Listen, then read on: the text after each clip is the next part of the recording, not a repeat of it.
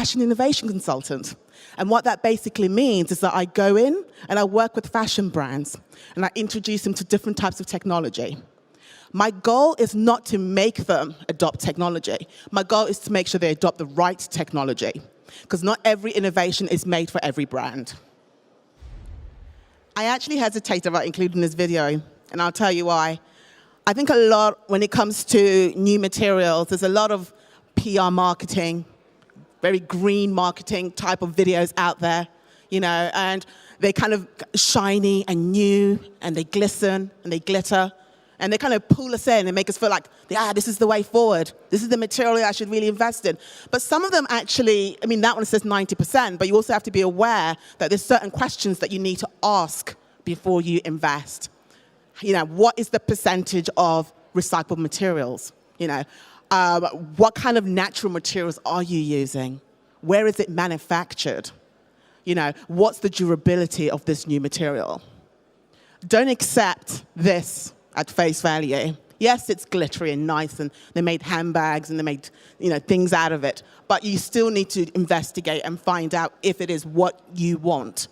Because there's a lot of green marketing, and I come from a fashion PR marketing background, so I know, I'm not going to say it, but I know kind of bullshit when I see it. So this is great and everything, but always still have your questions is kind of my learning point there. A lot of people, when they think about products made out of certain textiles, they don't think about what would happen after I finish wearing this dress. Is this recyclable? What can I do with it? Do I just kind of give it back to the shop and they dump it in a corner in some box? What do I need to do with my garments? And I think it's super important when it comes to new textiles and new materials that this is part of the DNA of material designers, to not only think about whether this material is durable, whether this material kind of has the properties that brands want, but also to think about what is the afterlife. Can it be repaired? Can it be recycled? And if it can be recycled, how can it be recycled? And in my opinion, this is where digital ID comes into play.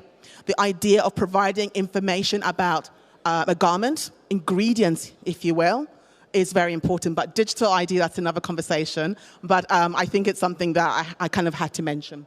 Pushing boundaries. How many of you have actually seen some of the new materials? Hands up. Anyone seen them? Or you just hear about it and never really see it? We've got a few hands up. That's good. I think one of the big problems is that I stand up here on stage and I tell you, there's new materials, you need to use them. But none of you have ever really seen or touched or felt. So we need these type of materials to be out there so people can actually experience them, touch them, sample them. Because right now, I can tell you something is made out of pineapple, but I sound like the boogeyman up here.